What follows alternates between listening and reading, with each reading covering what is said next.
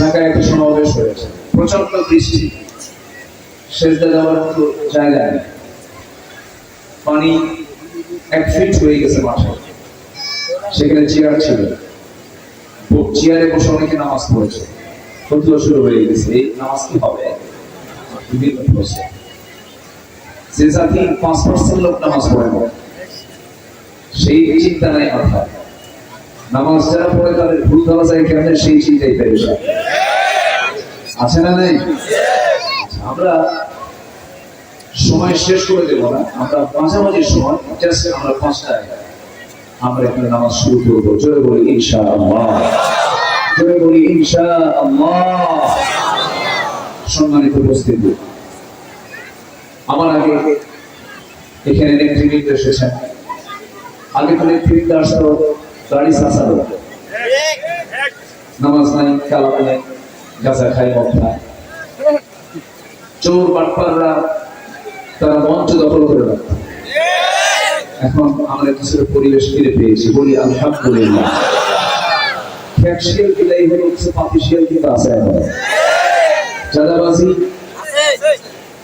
তারপরে টেন্ডারবাজি, এই সমস্ত কারবার এখনো যারা এই সমস্ত কাজের সঙ্গে জড়িত আছেন, হাত ভেঙে দেওয়া দরকার।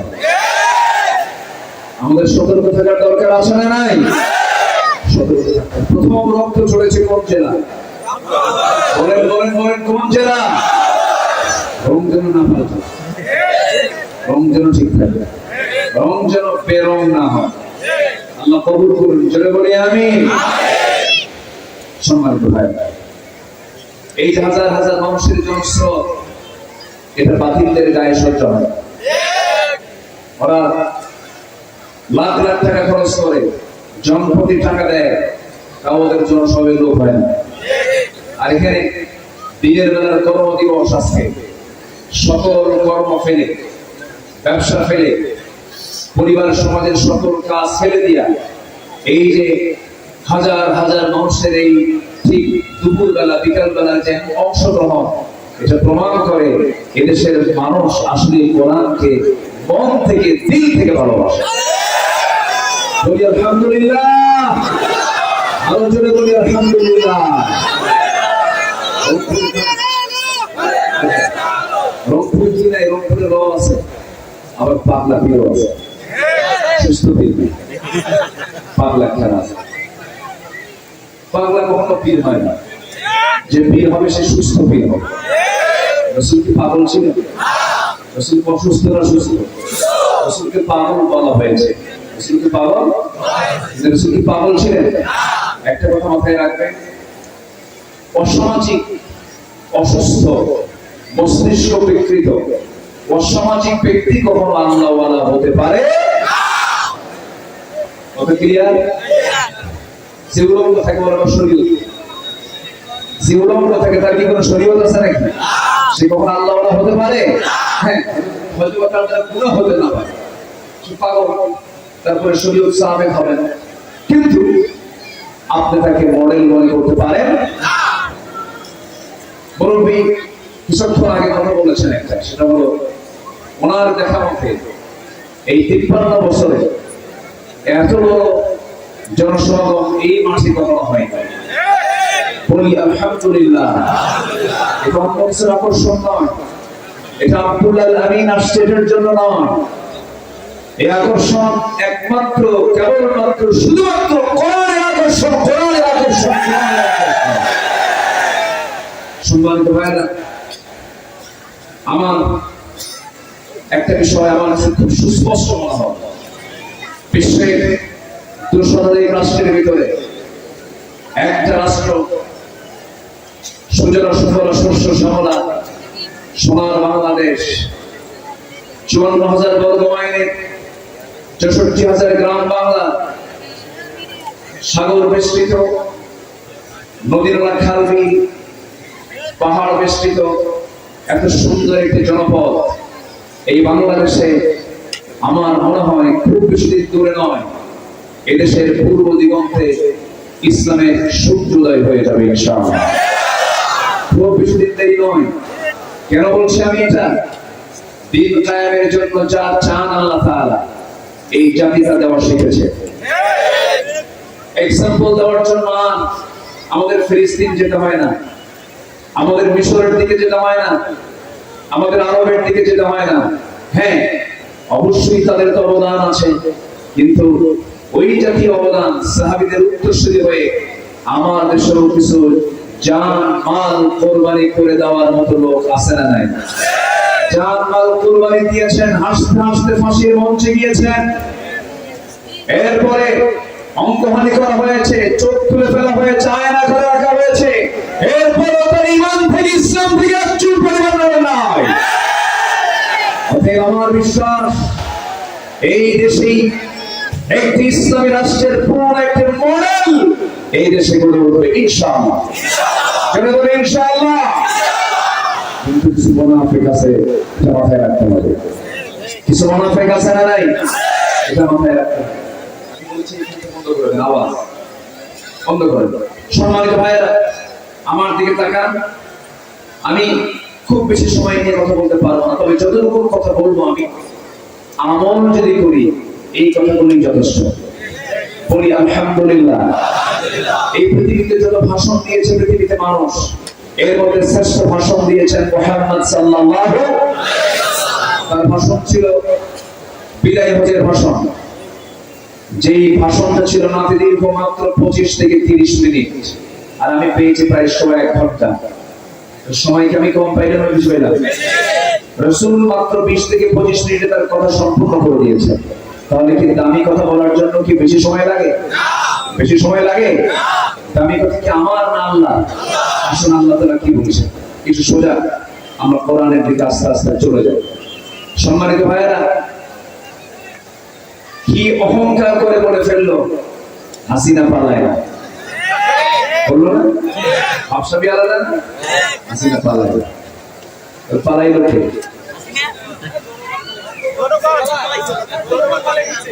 সম্মানিত ভাইয়েরা, আলেমরা পালায় না, আলেমরা পালায় না। যার জ্বলন্ত সাক্ষী আল্লামা সাঈদ রাহিমাহুল্লাহ 2009 সালে একই বছরে হজে গিয়েছে। 2009 সালে আমার ফার্স্ট হজ, আর আল্লামা জীবনের শেষ হজ। এরপরে আর তার হজ করার সুযোগ এই সালিম সরকার দেয়। উনি যখন হজ সম্পূর্ণ করতে বলা হলো যে দেশের ট্রাইব্যুনাল গঠন হচ্ছে, আপনারা এখন না যাওয়াটাই ভালো মনে হয়, আপনি জানেন না, আপনি দেশে থেকে যান, সিটিজেনশিপ নিয়ে নেন। এই দেশে অনেকে সিটিজেনশিপ দিতে পারে এমন রাষ্ট্র একটা আছে না বহু আছে? সম্মানে কি কোনো অভাব ছিল? রয়্যাল গেস্ট হয়ে গিয়েছিলেন জীবনের শেষ হজ করতে। রয়্যাল গেস্ট, একদিন সৌদি আরবে রাজকীয় মেহমান হয়ে তিনি গিয়েছিলেন।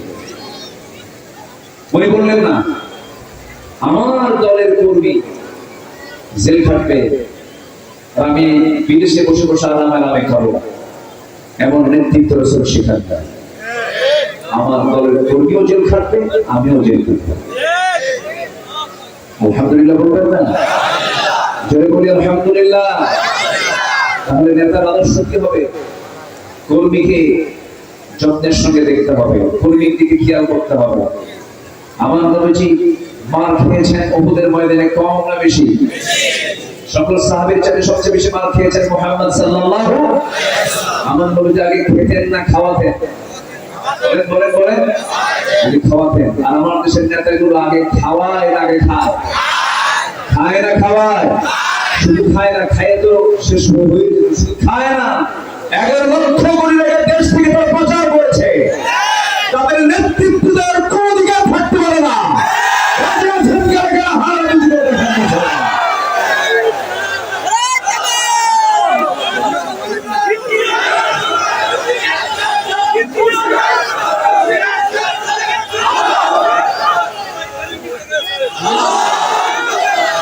আল্লাহ কবুল করুন, জোরে বলি আমিন।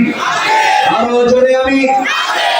নেতৃত্ব মানতে গেলে নেতৃত্ব মানতে হবে, মূল নেতৃত্ব হচ্ছে মুহাম্মদ সাল্লাল্লাহু আলাইহি ওয়াসাল্লাম।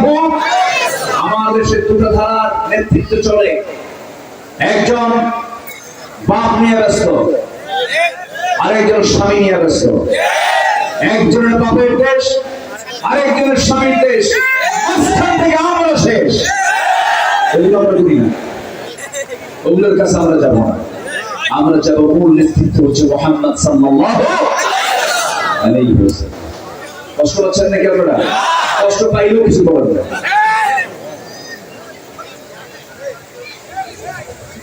ফেরাউন বেঁচে ছিল 1600 বছর। কত বছর?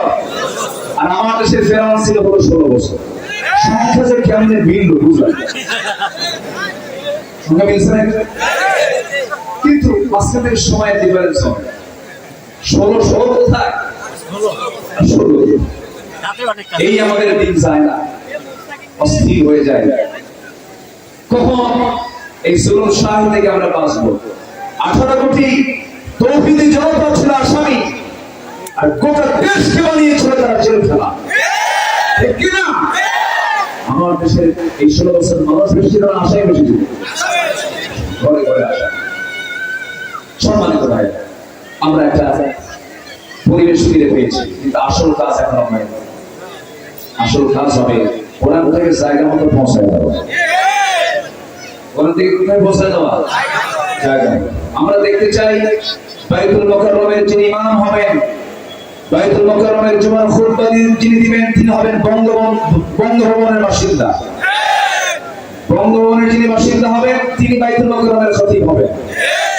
কোন সরকারি নিযুক্ত কোন ইমাম খতিব আমরা দেখতে চাই না। আমরা দেখতে চাই রাষ্ট্রপতি হবেন জুমার খতিব। ঠিক কি না? এই চিত্র আমরা দেখতে চাই। এই চিত্র চিত্রায়িত হবে বাংলার মাটিতে, জোরে বলি ইনশাআল্লাহ। সম্মানিত ভাই, কিন্তু আমাদের কাজ করার ক্ষেত্রে দুটো জিনিস লাগবে, একটা হলো সবর, আরেকটা হলো জিহাদ। সবর আর কি? আরো কোন সবর আর কি? জিহাদ। সবাই করতে রাজি আছে তো? জিহাদ কারে কয়? কিলের ঘুষে শেষ করে দাও, কিল ঘুষি লাথি শেষ করে দাও, এর নাম কি জিহাদ? জিহাদের নাম শুনলে অনেকের গা চুলকায়, আছে না নাই? জিহাদকে জঙ্গিবাদের সঙ্গে তুলনা করে দিতে চায় ওরা, আছে না নাই বলেন তো? বুখারী শরীফকে তারা জঙ্গির কিতাব বলে আখ্যা দিয়েছিল, এবং মাদ্রাসাকে তারা বলেছিল জঙ্গি প্রজনন কেন্দ্র।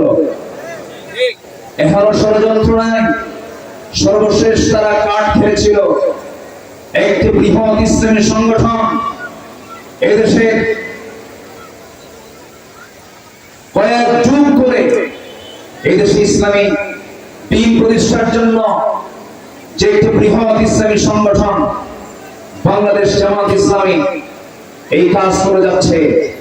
ওরা কিন্তু ঠিকই চেনে যে কোনটা হক দল, কোন দলের নিবন্ধন বাতিল করেনি, কোন দলকে নিষিদ্ধ করেনি, আরো ইসলামী দল ছিল, কিন্তু ওরা টের পেয়েছে কোন ইসলামী দল আমাদের জন্য হুমকির কারণ হতে পারে।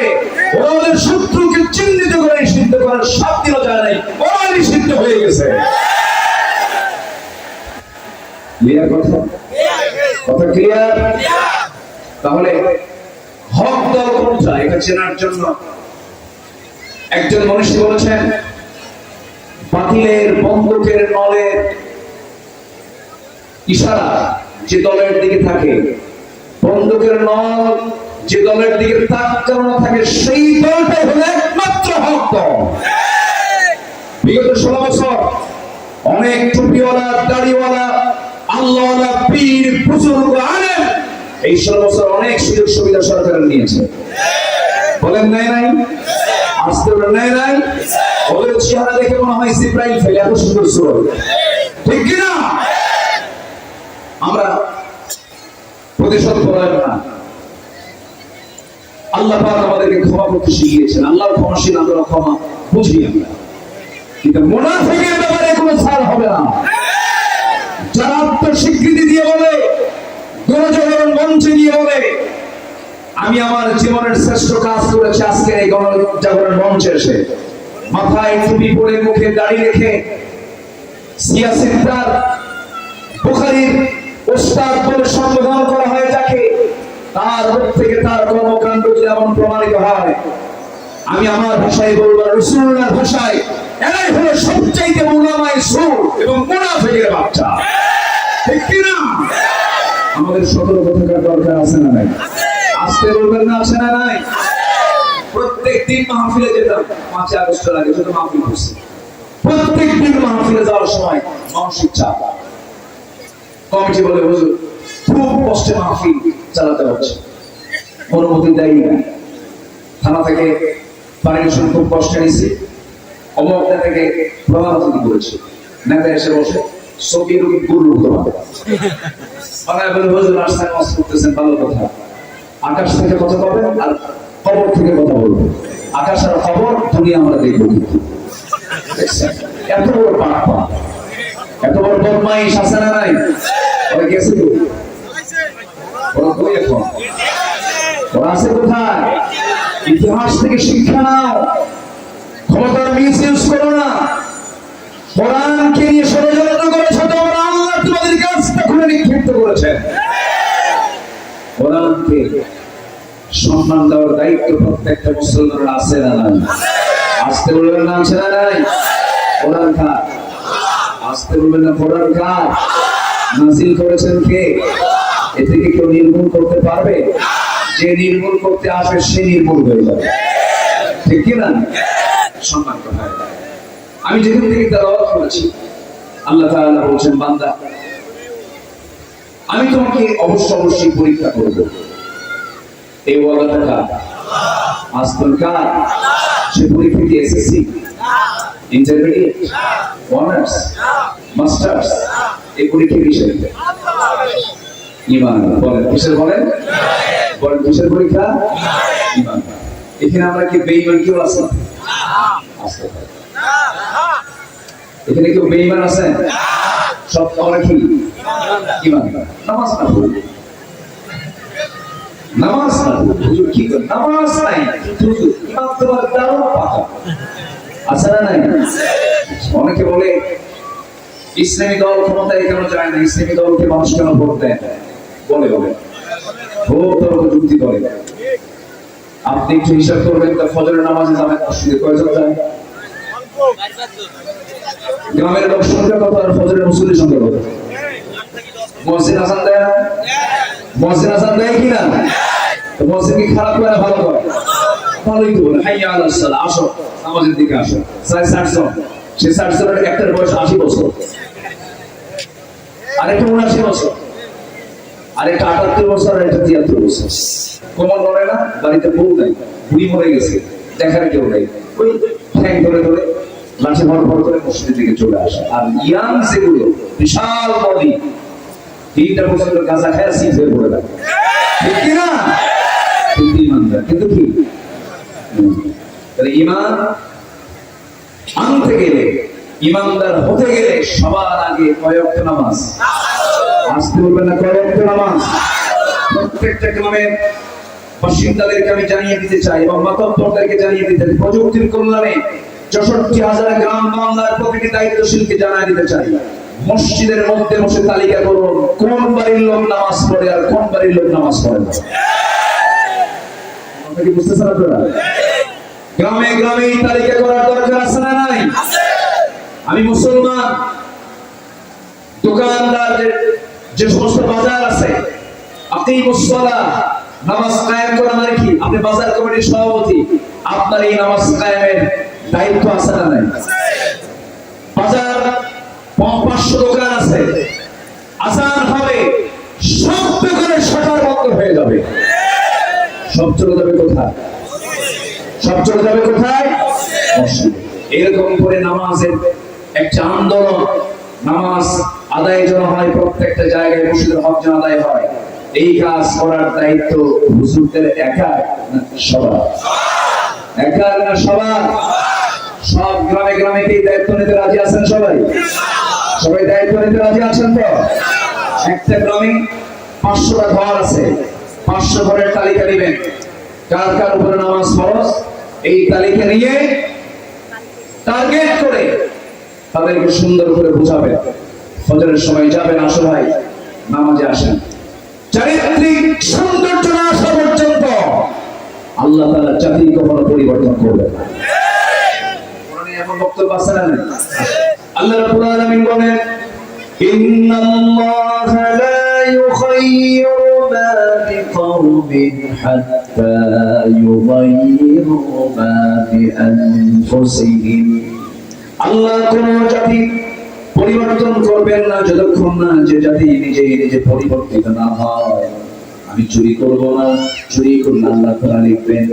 প্রশাসন দিয়ে চুরি বন্ধ করা যাবে না, ঘুষ প্রশাসনকে বন্ধ করা যাবে না, বন্ধ হতে হবে কার ভয় দিয়া বলে আজকে না কার ভয় দিয়া করার জন্য কিছু লোক সবচেয়ে গিয়েছিল, এখনো আছে যে ঘুষ খাবে তাকে ঘুষি মেরে সোজা করা দরকার। ঘুষির হাত শক্তিশালী হওয়ার দরকার আছে না? নাই? ঘুষ আছে যেখানে খুশি আছে, ঘুষ আছে যেখানে খুশি আছে, খুশি জায়গা হতে পারতে হবে, অন্যায় প্রতিবাদ করতে হবে। জীবন প্রয়োজনে জড়ে উঠবে না, জীবন সত্য ন্যায়ের কথা বলবে না, জীবন সত্যের আদেশ দেবে না, জীবন সত্যের বাধা প্রদান করবে না। সীমান ইমান নয়, সীমান হলো ইমান হবে ভেজাল ইমান। ইমান ভেজাল ইমান। আল্লাহ রাব্বুল আলামিন কেন বানিয়েছেন আমাকে আপনাকে? আল্লাহ রাব্বুল আলামিন সুন্দর করে বলছেন, কুনতুম খায়রা উম্মাতিন উখরিজাত লিন-নাসি তা'মুরুনা বিল-মা'রুফি ওয়া তানহাউনা 'আনিল মুনকার ওয়া তু'মিনুনা বিল্লাহ। জোরে বলুন আল্লাহু আকবার। তোমরা শ্রেষ্ঠ জাতি, তোমাদের কল্যাণের জন্যই এই পৃথিবীতে সৃষ্টি করা হয়েছে। তোমরা কি করবে? সৎ কাজের আদেশ দেবে, অসৎ কাজের বাধা প্রদান করবে। এই হুকুমটা কার? এই হুকুমটা কে দিয়েছেন? আল্লাহ তাআলা দিয়েছেন। এই কাজগুলো করার জন্য দুইটা জিনিস লাগবে, একটা হলো সবর লাগবে, আর একটা জিহাদ লাগবে। সবর আগে না জিহাদ আগে? আগে সবর। সুন্দর কথা বলেছেন। আমি কি শেষ করে দেবো আলোচনা? দুজন না তিনজন মুখ ওই জায়গায়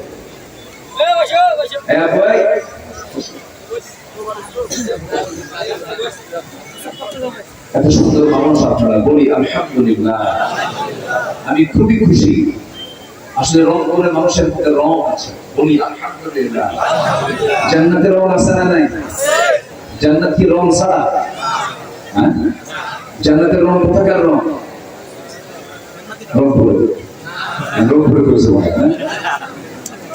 জান্নাতের রং আছে না নাই? আল্লাহ তাআলা সবাইকে জান্নাতের রং নেওয়ার তৌফিক দান করুন। সিবাতাল্লাহ ওয়া মান আহসানু মিনাল্লাহি সিবাতা। আল্লাহর রঙে রঙিন হয়ে যাও, জোরে বলি আল্লাহু আকবার।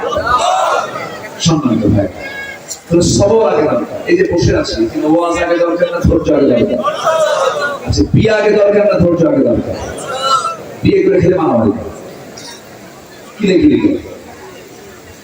স্বামী দুবাই থাকে, পৌরণী করে থাকে, ওখান থেকে ভিডিও করে কথা বলতে বলতে মারামারি। ভিডিও করে কি লাগছে? ভিডিও করে মারামারি হয়, কাছাকাছি থাকলে না মারামারি। ভিডিও করে মারামারি এক পর্যায়ে চরম বাক বিতরণটা শেষ বলে তোর সঙ্গে সংসারই করবো না, 100 তালাক। বলতে রাখছে আল্লাহ তাআলা তালাক নামে একটা সূরা নাযিল করেছেন। সেই তালাকের সমস্ত আয়াতের সমস্ত হুকুম লঙ্ঘন করে দুইও দেয় নাই, তিনও দেয় নাই, একও দেয় নাই, মেরে দিছে কত? 100। এখন বলেন বিয়ে আগে না ধৈর্য আগে? ধৈর্য। তালাক কি আমাদেরকে বলতে বলল? হুজুর কাম তো সারছে, কি করছেন হুজুর? সেঞ্চুরি করে দিয়েছে। কিসের সেঞ্চুরি করলেন? হুজুর তালাক মারছে 100 টাকা। কেন? হুজুর খুব রাগ হচ্ছে, হুজুর বউ তালাক দিয়েছে, শাশুড়ি শুদ্ধ তালাক দিয়েছে। এখন বলে ধৈর্যের দরকার আছে না নাই? ইমান টিকবে, ধৈর্য নিয়ে ইমানও প্রশ্নবিদ্ধ হয়ে যাবে যদি ধৈর্য না থাকে। এজন্য ইমান আছে যেখানে ধৈর্য আছে, ধৈর্য আছে যেখানে ইমান আছে। ধৈর্য আনতে হবে, সবরের দরকার আছে। সবর ছাড়া আপনি কিছুই পাবেন না। সবর ছাড়া ব্যবসায়ী সফল হতে পারবেন না। সবর ছাড়া পরিবারকে গঠন করতে পারবেন না। সবর ছাড়া আপনি কোনো কিছু সাকসেস হতে পারবেন না। আল্লাহ রাব্বুল আলামিন যেখান থেকে বিতরণ করেছে তার আগের আয়াতে বলছেন, ইয়া আইয়ুহাল্লাযীনা আমানুস্তাঈনু বিস-সাবরি ওয়াস-সালাহ ইন্নাল্লাহা মা'আস সাবিরিন। জয় আল্লাহ। সহজ আয়াত। আল্লাহ রাব্বুল আলামিন বলেন ঈমানদারেরা তোমরা আমার কাছে সাহায্য চাবে। এক নাম্বার হলো ধৈর্যের মধ্য দিয়া, নাম্বার 2 হলো সালাতের মধ্য দিয়া। ধৈর্য আনতে হবে। ধৈর্য যদি না থাকে আল্লাহর কাছে চেয়েও কোনো লাভ হবে না। সমস্ত পয়গম্বরের পৃথিবীতে যারা ছিলেন এক একজন ধৈর্যের পিরামিড ছিলেন, ধৈর্যের বিশাল বড় পাহাড় ছিলেন। আদম আলাইহিস সালাতু ওয়াস সালাম দুনিয়াতে যখন আল্লাহ পাক তাকে পাঠায় দিলেন, এই পৃথিবীতে সমস্ত জনসংখ্যার মধ্যে মাত্র এই পৃথিবীতে কোনো মানুষ আসে নাই।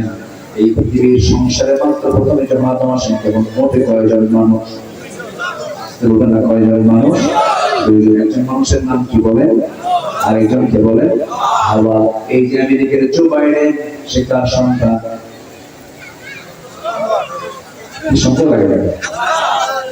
ভারতের তোমাদের নরেন্দ্র মোদী কার সন্তান? বলেন বলেন বলেন বলেন। ফেরাউন কার সন্তান? হামান কার সন্তান? নমরুদ কার সন্তান? কাবিল কার সন্তান? আবার হাবিল কার সন্তান? সব আল্লাহর সন্তান, আল্লাহর বান্দা সব। কিন্তু বান্দার মধ্যে দুটো ক্লাস আছে, একটা হচ্ছে অনুগত বান্দা আর একটা হচ্ছে অবাধ্য বান্দা। সব বান্দা কিন্তু আল্লাহর অনুগত বান্দাকে আল্লাহ রাব্বুল আলামিন জান্নাত দিয়ে দিবেন, অবাধ্য বান্দাকে আল্লাহ তাআলা কোথায় দিবেন? জাহান্নাম দিবেন। আমার বন্ধুগণ, আদম আলাইহিস সালাতু ওয়াস সালাম জান্নাতের মধ্যে থাকলেন, একা থাকলেন, ভালো লাগে না। আল্লাহ বলছেন আদম জান্নাতের মধ্যে থাকো, আল্লাহ ভালো লাগে না, সঙ্গিনী একটা দিয়ে দাও। সঙ্গিনী দিয়ে দিলেন। আল্লাহ তাআলা আদম আলাইহিস সালাতু ওয়াস সালামের বাম পাজরের হাড় থেকে একটা হাড় নিয়ে আল্লাহ রাব্বুল আলামিন হাওয়া আলাইহিস সালাতু ওয়াস সালামকে বানায় দিলেন। এখন বলেন হাড়ের সংখ্যা পুরুষের কম না নারীর কম? আস্তে করে হাড়ের সংখ্যা কার কম? এখনো পুরুষের হাড়ের সংখ্যা একটা কম। মেয়েদের কি কম আছে? মেয়েরা আমাদের কম আছে, আমাদের কম, আমাদের শর্ট আছে, তাদের কোনো শর্ট। সংসারের খরচ করে কে? স্বামী না স্ত্রী? স্বামী না স্ত্রী? দায়িত্ব কার? দায়িত্ব কার? বউ যদি 1000 কোটি টাকার মালিক হয়, স্বামীকে খাওয়ানোর দায়িত্ব কি বউয়ের আছে? মেয়েদের কামায় শুধু আয় আছে, ব্যয় নাই। তাহলে সম্পদ বেশি হয় কার? পুরুষের না নারী? এরপরে কই নাই, এরপরে কি করে? আবার আল্লাহ তাআলা জান্নাত নামক জায়গাটা রেখেছেন, এমন জায়গায় সে জান্নাতে রেখে দিয়েছেন একজন নারীর পায়ের নিচে। কিন্তু সুবহানাল্লাহ বলবেন। আর পুরুষের পায়ের তলে আছে জুতা। পুরুষের পায়ের তলে কি আছে? জুতা। এরপরও মেয়েরা খুশি না। তাহলে মেয়েদেরকে আল্লাহ তাআলা এত অধিকার দিলেন, মেয়েরা জান্নাতে যাবে খুব সহজে, জান্নাতে তাদের পায়ের নিচে। এরপরে তাদের কোনো দায়িত্ব নাই, সকল দায়িত্ব পালন করবে স্বামী, সকল আর্থিক ভাবে সবভাবে নেতৃত্ব দেবে হলো স্বামী। আর রিজালু কাওয়ামুনা আলান নিসা, তাদের কোনো খরচ নেই। এরপরে বলে আমাদের সমস্যা। সম্মানিত ভাই, মারা অনেক এসেছেন মাহফিলে, তাদের ব্যাপারে হালকা কিছু ইঙ্গিত আমি শেষের দিকে অবশ্যই দেওয়ার চেষ্টা করবো। জোরে বলি ইনশাআল্লাহ, আর জোরে বলি ইনশাআল্লাহ। আমি মূল জায়গায় যেতে চাচ্ছি, একটা হলো সবর, আরেকটা হলো জিহাদ। সবর দরকার আছে, জিহাদও দরকার আছে। জিহাদে একমাত্র ইমানদার যেতে পারে, মুনাফিক কখনো জিহাদে যেতে পারে না।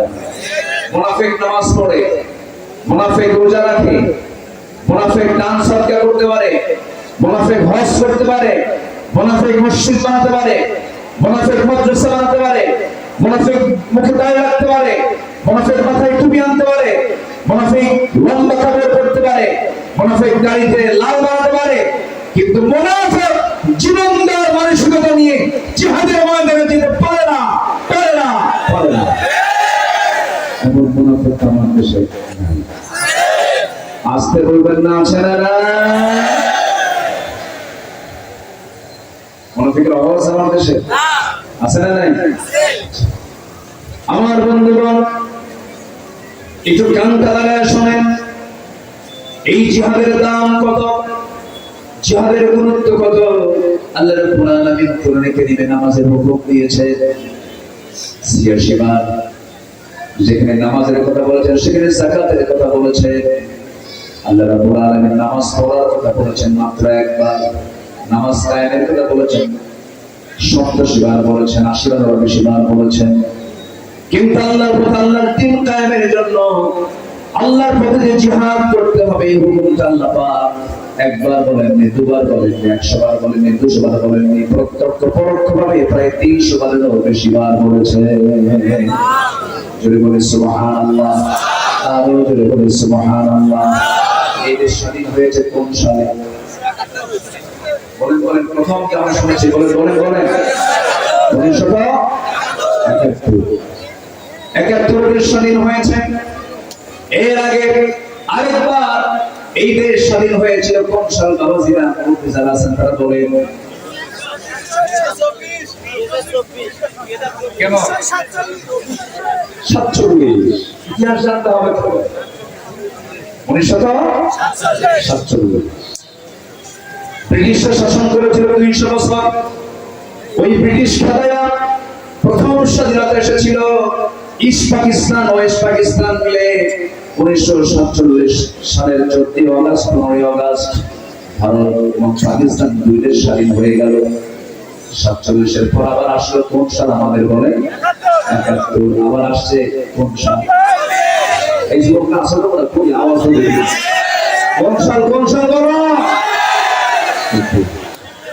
এই রক্ত এখনো তাজা আছে। এই তাজা রক্তের বিচার আগে আমরা দেখতে চাই বাংলার জমিনে। সম্মানিত ভাইরা, আবু সাঈদ দুহাত উঁচু করে বন্দুকের নলের সামনে তাক করে দাঁড়িয়েছিল। তার এক্সপেক্ট ছিল, প্রত্যাশা ছিল যেহেতু ওই বন্দুকের গুলির টাকা আমার, জনগণের পুলিশ ওই গুলি ছুটতে পারে না, এই বিশ্বাস রেখে তার হাত উঁচু করে সামনে দাঁড়িয়েছিল।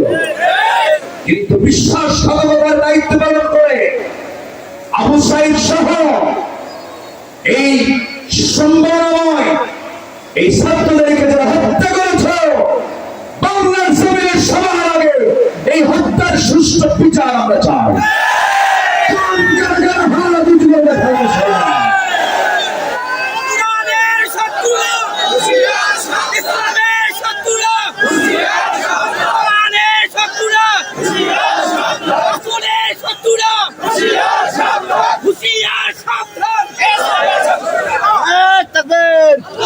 আল্লাহ কবুল করুন। জোরে বলি আমিন, আরো জোরে আমিন।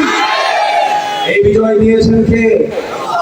আসতে বলবেন। এই বিজয় দিয়েছেন কে? ওই যুবকদের দিল থেকে, সিনা থেকে ভয় দূর করেছেন তিনি কে? স্বরাষ্ট্রমন্ত্রীকে বলে স্যার একটা গুলি করি ওপরে, বাকিগুলো নড়ে না, ওরা আরো সামনের দিকে আগে আসে। এরকম সুবহানাল্লাহ। এই সংস্কার দিয়েছেন। পালালে কি বিজয় আসতো? যদি পালায় যেত, আল্লাহ রাব্বুল আলামিন এক জায়গায় বলেছেন ইল্লা তানফিরু ইউআযিবকুম আযাবান আলীমান ওয়া ইস্তাবদিল কওমান গায়রাকুম ওয়া লা তাদুররুহু শাইআ। যদি পালাতে তাহলে কি করতাম? তোমাদের উপরে এমন একটা জালিম শক্তি চাপায়া দিতাম, কোনো ক্ষতি তোমরা তার করতে পারতে না, তোমাদের কোনো কল্যাণ হতো না। তাহলে বলে ওই বাংলাদেশ যুবকদের ছাত্রদের সিনা থেকে পরে পুরো করে দিয়েছেন তিনি আমার কে? বিজয় কে দিয়েছেন? আল্লাহ দিয়েছেন। আমার ভাইয়েরা, আমার বন্ধুরা, জিহাদের তামান্না লালন করতে হবে। জিহাদের তামান্না লালন করলে পরে 7টা পয়েন্ট আমি কথা বলতে চাচ্ছি জিহাদের ব্যাপারে। নাম্বার 1, জিহাদের সৌর্য মর্যাদা শ্রেষ্ঠ হতে না তারা নিয়ে দিয়ে দিবেন। যেরকম সুবহানাল্লাহ। আল্লাহ তাআলা বলেছেন ওয়ালা তাহসাবান্নাল্লাযীনা কুতিলু ফী সাবিলিল্লাহি আমওয়াতা বাল আহইয়াউন ইনদা রাব্বিহিম ইউরযাকুন। আল্লাহ সূরা আলে ইমরান আয়াত নাম্বার 169 170 নম্বর আয়াতে আল্লাহ রাব্বুল আলামিন বলেন, যে সমস্ত বান্দাগুলো আল্লাহর পথে যুদ্ধ করে শহীদ হয়ে যাবে, জিহাদে শহীদ হয়ে যাবে, যারা কতল হয়ে যাবে, আল্লাহ বলেন তাদেরকে তোমরা মৃত বলো না, তারা হলো জিন্দা। জোরে বলো সুবহানাল্লাহ। কি বলে? জিন্দা। তোমরা তা বুঝো না, আল্লাহ রিজিক তারা সেখান থেকে পেতে থাকে। জোরে বলো সুবহানাল্লাহ। জিন্দের ফলাফল হলো আল্লাহ তাআলা তাদেরকে শহীদ হিসেবে কবুল করে নিয়ে নেন এবং রিজিকের সুসংবাদ দিয়েছেন। কে বলে? আল্লাহ। নাম্বার 2 হলো জান্নাতের নিশ্চিত প্রতিশ্রুতি। জান্নাত যে দিবেন এই ওয়াদা, এই প্রতিশ্রুতি কে দিয়েছেন? আজকে বলুন না কে দিয়েছেন? সূরা তাওবা 111 নম্বর আয়াতে আল্লাহ রাব্বুল আলামিন বলেন, যারা পারেন ঠোঁট মিলিয়ে বলুন, ইন্নাল্লাহা আশতারা মিনাল মুমিনিনা আনফুসাহুম ওয়া আমওয়ালাহুম বিআন্না লাহুমুল জান্নাহ يقاتلون في سبيل الله فيقتلون ويقتلون وعدا عليه حقا في التوراة والإنجيل والقرآن ومن أوفى بعهده من الله فاستبشروا ببيعكم الذي بايعتم به وذلك هو الفوز العظيم. আল্লাহ নিজে বলছেন, জান মাল দাও আমি তোমাকে জান্নাত দেব। আল্লাহর ওয়াদা ভঙ্গ হয়? আল্লাহর ওয়াদা ভঙ্গ হতে পারে? সবচেয়ে সত্য কথা কে বলেন? সবচেয়ে ওয়াদা রক্ষাকারী তিনি কে? নাম্বার 3 হলো যে ব্যক্তি জিহাদ করবে আল্লাহর সাহায্য এবং মজবুত অবস্থানে সুসংবাদ আল্লাহ রাব্বুল আলামিন দিয়েছেন, ইয়া আইয়ুহাল্লাযীনা আমানু ইন তানসুরুল্লাহা ইয়ানসুরকুম ওয়া ইউসাব্বিত আকদামাকুম।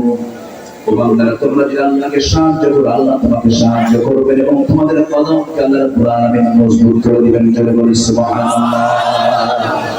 আমরা কি আল্লাহর পথে আমরা সাহায্য করবো না ইনশাআল্লাহ? জোরে বলি ইনশাআল্লাহ। নাম্বার 4 হলো জিহাদের মাধ্যমে কুফর শক্তিকে পরাভূত করা, ইসলামের সুরক্ষা। আল্লাহ রাব্বুল আলামিন জমিনে দিন কায়েমের জন্য শর্তই জড়িয়ে দিয়েছেন। দিন এমনি এমনি কায়েম হবে না, এমনি এমনি যদি কায়েম হতো আমার নবীকে মক্কা ছেড়ে মদিনায় যাওয়া লাগতো না। ইব্রাহিম আলাইহিস সালামকে নিয়ে বাড়ি ছেড়ে তাকে আগুনে নিক্ষেপ করা হলো। যে সেই আগুনের মধ্যে 40টা দিন রাত তিনি কাটালেন। সেখান থেকে আবার তিনি নাজাত পেলেন, দেশ ছাড়লেন। মুসা আলাইহিস সালাম দেশ ছেড়েছেন, ইব্রাহিম আলাইহিস সালাম দেশ ছেড়েছেন, আমার নবীও দেশ ছেড়েছেন। গালি শুনেছেন, হামলা খেয়েছেন, মামলা খেয়েছেন, হাজারো ঝড় ঝড় এসেছে। একমাত্র কারণ ওই সমস্ত আম্বিয়াদের বক্তব্য একটাই ছিল, এই জমিনে কারো শাসন চলবে না, এখন শাসন চলবে কার? আস্তে বলবেন না কার? সব যায় একদিকে, বেটা যায় একদিকে। ইব্রাহিম আলাইহিস সালাম বলেন, আব্বা এগুলো শিরকের কাজ, এগুলো করা যাবে না। এমন পাপ আল্লাহ তাআলা ইব্রাহিমকে দান করেছিলেন যারা বাপ ছিল শুধু মূর্তি পূজক না, মূর্তি বানাতো। নিজের হাতে মূর্তি বানায়া সেই মূর্তি বিক্রি করতো। এমন রব যে রব বেঁচে খায়, যে রব কি খায়? রব কি করে খায়? রবই বেঁচে খায়। রব বিক্রি করার জন্য মূর্তিগুলো বানাইছে নিজের হাতে, বানায় নিয়ে ছেলেকে ডাকতে বলে, বাজান রোদের মধ্যে শুকায় নিয়েছে এই মূর্তিগুলো তুমি ঝুড়ির মধ্যে তুলে তুমি বাজারে নিয়ে আসো। ছেলেটা মেজাজ গেছে খারাপ হয়ে, আপনার তুমি আগে যাও, দেখো আগে মূর্তি কি করি। চলে গেছে বাপ, এইদিকে সমস্ত মূর্তির সব মাথাগুলো ভেঙে ঝুড়ির মধ্যে রেখে দিয়ে এবারে ঝুড়ি সহ চলে আসতে বাজারে। বাবার সামনে যখন ঝুড়িটা রাখছে দেখে একটা মূর্তির মাথা নেই, সব মূর্তির মাথা ভাঙা। বাপ আসর পরে সন্তান করে দেওয়ার টুকরা নেই, সব মূর্তির মাথা ভেঙে গেছে। কেমন করে নিয়ে আসছে, মাথা ভাঙা কেন, কি হয়েছে বলো? এবার সন্তান ইব্রাহিম বাপকে লক্ষ্য করে বলে, আব্বা মূর্তিগুলো নিয়ে যখন মাথায় তুললাম সেই সময় ওদের মধ্যে গৃহযুদ্ধ শুরু। এমন মনে শুরু করছে, আর থামে না। বললাম থাম থাম, বারবার বলতে বলতে মাথা থেকে নিচে নামাতে নামাতে সবগুলোর মাথা শেষ। এখন বাপ মনে করে বাজান কোন মায়েরটা দিয়ে আমি তো বুঝতে পারছি, আমি যদি প্রশ্ন করি মূর্তি তো মারামারি করার যোগ্যতা নাই, সেই সময় তুই বলবি যে মূর্তি তার নিজের রক্ষার জন্য এমন শক্তি রাখে না, সেই মূর্তি আপনার অভয় করবেন। কর্ম দিয়ে বুঝিয়ে দিয়েছেন বাবা, সন্তান কি বাবা, সন্তান বাবাকে বুঝিয়ে দিয়েছেন। ইব্রাহিম একজন মূর্তি পূজকের ছেলে হয়ে কি সুন্দর করে মূর্তির বিরুদ্ধে অবস্থান নিলেন। আজ আমার ইব্রাহিমের সন্তান হয়ে দুর্গা পূজায় যাওয়া মুসলমান আছে না নাই? এই ছেলে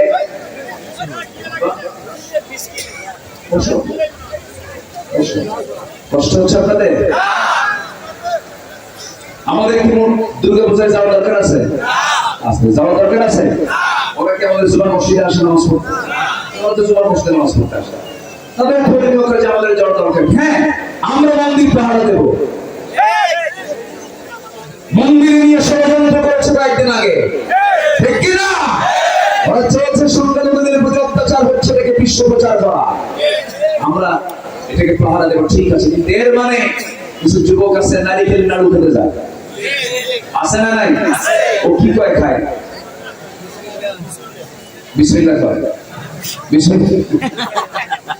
বাবাজি, এই যুবকরা এগুলো করবো না, যাওয়ার দরকার নাই। শিরকের কাজ, আমরা শিরকের ওদের কোনো ধর্মীয় কাজে আমরা যাবো না। জোরে বলি ইনশাআল্লাহ, আরো জোরে বলি ইনশাআল্লাহ।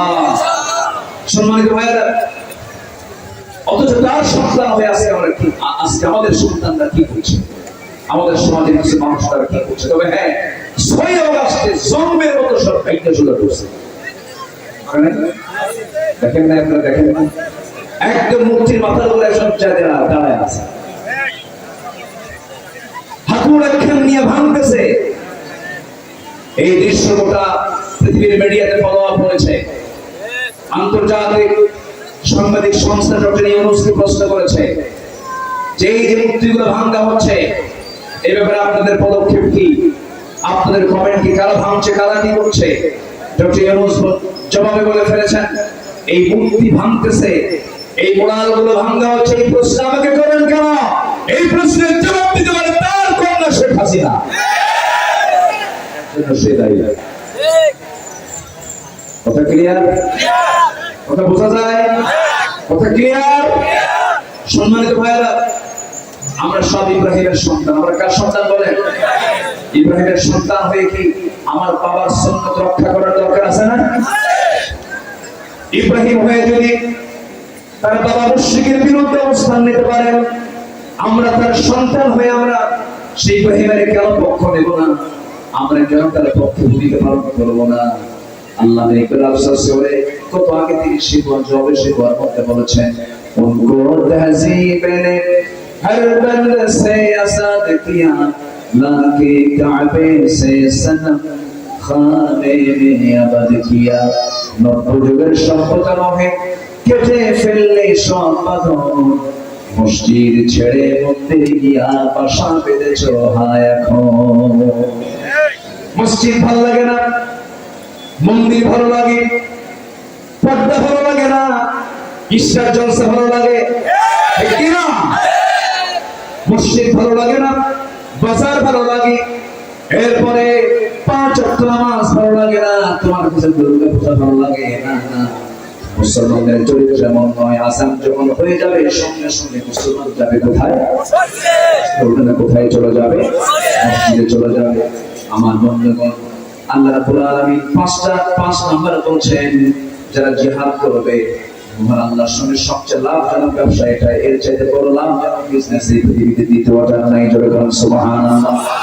আল্লাহ তাআলা ব্যবসার শব্দ উল্লেখ করে বলেছেন, সূরা সাফের মধ্যে বলছেন, হাল আদুল্লুকুম আলা তিজারাতিন তুনজিকুম মিন আযাবিন আলীম তুমিনুনা বিল্লাহি ওয়া রাসূলিহি وتجاهدون في سبيل الله بأموالكم وأنفسكم ذلكم خير لكم إن كنتم تعلمون। جل الله সবচেয়ে বড় লাভজনক ব্যবসা হলো চলে যাও জিহাদের ময়দানে, জিহাদ করে আল্লাহর জমিনে আল্লাহর দ্বীন কায়েমের সংগ্রামে ঝাঁপিয়ে পড়ো। আমার নবীজি বদর যুদ্ধের দিন জিহাদের ব্যাপারে উৎসাহ দিচ্ছেন এক সাহাবী। খেজুর খাচ্ছেন, কি খাচ্ছেন বলে? খেজুর খাচ্ছিলেন। খেজুরটার অর্ধেক খেয়েছেন। রাসূল যখন বলছেন এমন একটা জান্নাতের সংবাদ দিচ্ছে, এই জিহাদে গেলে পরে যে জান্নাতের দরজা হলো আসমান জমিন বরাবর প্রশস্ত। এই কথা বলা মাত্র ওই সাহাবী বললেন, কি অর্ধেক খেজুর খেলেন আর অর্ধেক খেজুরটা ফেলে দিয়ে বলছেন, ইয়া রাসূলুল্লাহ, এই অর্ধেক খেজুর খেতে যে সময় লাগবে আমার জন্য লস। আপনি যে সংবাদটা দিচ্ছেন এই মুহূর্তে ঝাঁপিয়ে পড়লাম, জান্নাতে যেতে আর দেরি করতে চাই না। জোরে বলুন সুবহানাল্লাহ। আমার বন্ধুগণ, কি তামান্না তাদের মধ্যে লাগানো হয়েছে, কি স্পিরিট তাদের মধ্যে কাজ করেছে।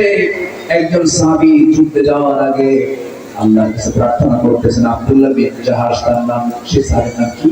আব্দুল্লাহ বিন জাহাশ রাদিয়াল্লাহু তাআলা। তিনি দোয়া করছেন, আল্লাহ, আমি যে জিহাদের ময়দানে যেতেছি ইসলাম বিজয়ী করার জন্য, দ্বীনকে বিজয়ী করার জন্য, শত্রুদের মোকাবেলায় আমি দাঁড়িয়ে যাব। তোমার কাছে আমি এক নম্বরে কামনা করবো, আমি যেন আমার হাতটা শক্ত রাখতে পারি, আমি যেন বাতিলদের মোকাবেলা করতে পারি। এক পর্যায়ে তারা যেন আমাকে ধরাশয়ী করে ফেলে, তারা যেন আমাকে শহীদ করে ফেলে, তারা যেন আমার নাক কেটে নেয়, আমার কান কেটে নেয়, আমার চোখ তুলে নেয়, আমার পা কেটে নেয়, আমাকে যেন অঙ্গহানি করে ফেলে। ও আল্লাহ, এই অঙ্গহানি দেহ নিয়ে যখন হাসরের ময়দানে তোমার সামনে আমি যখন দাঁড়িয়ে যাব, সেই সময় তুমি আল্লাহ আমাকে বলবে, আব্দুল্লাহ বিন জাহাশ, ফিমান যদি আনে তোর নাক কেন কাটা, কান কেন কাটা, হাত কেন কাটা, পা কেন কাটা? সেই সময় বলবো, আল্লাহ, তোমার জমিনে তোমার দ্বীন কায়েমের জন্য জান দিয়ে, মাল দিয়ে যুদ্ধে এসেছি, যুদ্ধ করতে গিয়ে শহীদ হয়েছি, এই জন্য আমার হাত কাটা, আমার পা কাটা, আমার চোখ তোলা, আমার নাক কাটা, শুধুমাত্র তোমার জন্য, তোমার সন্তুষ্টির জন্য। আল্লাহ সেই সময় তুমি বলবে, আজকে তোর কোনো হিসাব নিলাম না, বিনা হিসাবে তোকে আমি আল্লাহ জান্নাত দিয়ে দিলাম। জোরে বলি সুবহানাল্লাহ, আরো জোরে বলি সুবহানাল্লাহ। আমার বন্ধুগণ, উহুদের ময়দানে আব্দুল্লাহ বিন জাহাশের লাশ ছিন্ন বিচ্ছিন্ন হয়ে পড়ে আছে। চোখ নাই, কান কাটা, নাক কাটা, হাত কাটা, পা কাটা, আব্দুল্লাহ বিন জাহাশ পড়ে আছে। আমার নবীজি উহুদের ময়দানে আমার নবীজি রক্তাক্ত হয়েছিলেন। উহুদের ময়দানে আমার নবীজি হারিয়েছিলেন দুটা দাঁত। কটা দাঁত বলে? দুটা দাঁত হারিয়েছিলেন। কপালের মধ্যে লোহা বিদ্ধ হয়েছিল, গালের মধ্যে লোহা বিদ্ধ হয়েছিল। আমার নবীজির মাথা বরাবর পাথর মেরেছিল। আমার নবীজির সেই পাথরের আঘাতে নবীজির হেলমেটের চিকন ফলা কপালের মধ্যে গেঁথে গিয়েছিল।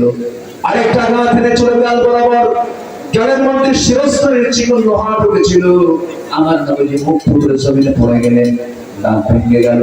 নবীজির মুখের রক্তগুলো গড়ে গড়ে দাড়িটা লাল হয়ে গেছে, জুব্বা লাল হয়ে গেছে।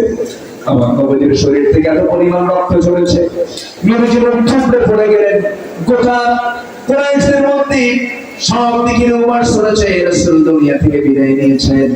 সাইয়েদনা আলী তন্ন তন্ন করে খুঁজে খুঁজে রাসূলকে বের করার জন্য চেষ্টা চালাচ্ছেন। গিয়ে দেখেন নবীজি একটা গর্তের মধ্যে উপর হয়ে পড়ে আছেন। আমার নবীজিকে সেই জায়গা থেকে তুললেন এবং সাইয়েদনা আলী বলছেন, ইয়া রাসূলুল্লাহ, এই উহুদের ময়দানে যে সমস্ত কাফির বেঈমানরা আপনাকে রক্তাক্ত করেছে, আপনি তাদেরকে লানত করুন। রাসূল বলছেন, শোনো আলী, আমি নূহের মতো বলবো না, আমি মুসার মতো বলবো না, আমি আগের পয়গম্বরদের মতো ধ্বংসের কামনা করবো না। আলী, তবে একটা কথা জেনে রেখে দিও, আমার রক্ত যখন জমিনে পড়েছে, বেশি দিন দূরে নয়, এই জমিনে আল্লাহর দ্বীন কায়েম হয়ে যাবে। আমার নবীজি সাইয়েদনা আলী কোলে উঠলেন, তাকে কোলে করে নিয়ে চলে গেলেন। উঁচু জায়গায় শোয়া দিল। নবীজির মাথায় লোহা, কেউ বের করতে পারে না।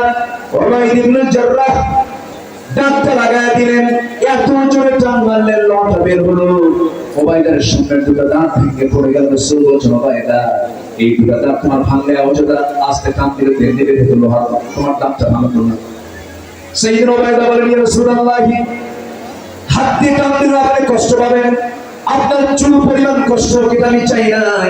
আপনাকে মহব্বত করতে গিয়ে শুধু দাঁত কেন, আমার কলিজা ছেড়ে দিলে তাও রাজি আছি, কিন্তু আপনাকে চুল পরিমাণ কষ্ট দিতে রাজি নই। আমার নবীজির গালের লোহা টান মারা হলো, ফিনকি দিয়ে রক্তগুলো গড়ে গড়ে পড়ে। সাইয়েদনা উবাইদ ইবনে জাররাহ হাতের অঞ্জলি দিয়া রক্তগুলো হাতের মধ্যে রাসূলকে না দেখাইয়া চুষে চুষে পান করছেন। রক্ত পান করা তো জায়েজ না। রাসূল দেখে ফেলেছেন, রাসূল দেখে ফেলে বলছেন, আলী ও উবাইদা, তুমি কার রক্ত পান করো, কি খাও? হুজুর, আপনার রক্ত কোন জমিনে ফেলবো, আমি ফেলার জায়গা পাইলাম না। আমার নবীজি বললেন, ও উবাইদা, আমার রক্ত তোমার দেহে যখন প্রবেশ হয়েছে, এই দেহটা জাহান্নামের জন্য আল্লাহ পাক হারাম করে দিয়েছে। দিন কায়েমের জন্য আমার নবীজি কপাল বিদ্ধ হয়েছে লোহা দিয়া, গাল বিদ্ধ হয়েছে লোহা দিয়া। দিন কায়েমের জন্য দাঁত দুটো ভেঙে পড়ে গেছে। সারা জীবন উহুদের ময়দান থেকে মৃত্যু পর্যন্ত আমার নবীজির সামনে দুটো দাঁত ছাড়া কথা বলেছেন, স্পষ্ট কথা বের হয়েছে। আমার নবীজি এক বছর যেতে না যেতেই খন্দকের পরীক্ষা খনন করতে গিয়ে কোদাল মারতে মারতে পরীক্ষা খনন করতে করতে 4টা দিন 4টা রাত, ভাত নাই, খাবার নাই, খেজুর নাই, পুঁজি নাই, কিচ্ছু নাই। কোদাল মারতে মারতে দেখা গেল আমার নবীজির কোমরটা কুঁচো হয়ে গেছে। আমার নবীজি মৃত্যুর দিন পর্যন্ত কোমর সোজা করে দাঁড়াতে পারেন নাই। দিন কায়েমের জন্য যদি আমার নবীজির কোমর যেতে হয়, কোমর দিতে হয়, কোমর খোঁজা করতে হয়, দাঁত ভাঙতে হয়, রক্ত ছড়াতে হয়, দেশ পালাতে হয়, হিসাব করতে হয়, মার খেতে হয়, জেল খাটতে হয়, সেই দিন কায়েমের জন্য সবাই কি জিহাদ করতে রাজি আছে? রাজি আছেন? কারা কারা হাত উঁচু কথা?